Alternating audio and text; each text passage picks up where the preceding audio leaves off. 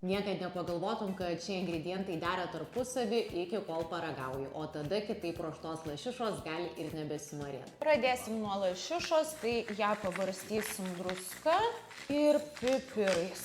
Kepsim apie 13 minučių 180 laipsnių kaitroj. Kol kepa lašišą, pasigaminsim padažą, kuriam slypi visa patiekalo paslaptis. Pilam į keptuvę grietinėlės, Bersim maltos kalendros. Ir va čia prasideda visas įdomumas. Įbersim truputėlį maltos kavos. Įdomybės tęsiasi, nes pilsim ir šiek tiek vanilės ekstrakto.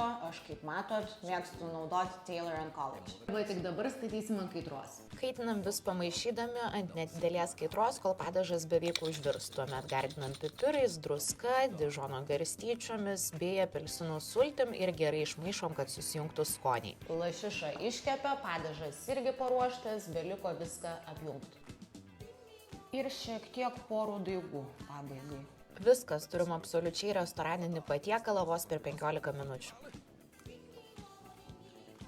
Žinokit, wow, visiškai atrodo netikėtas derinys, bet tiesiog kažkokia magija, kaip dera visi ingredientai tarpusavį. Būtinai išbandykit.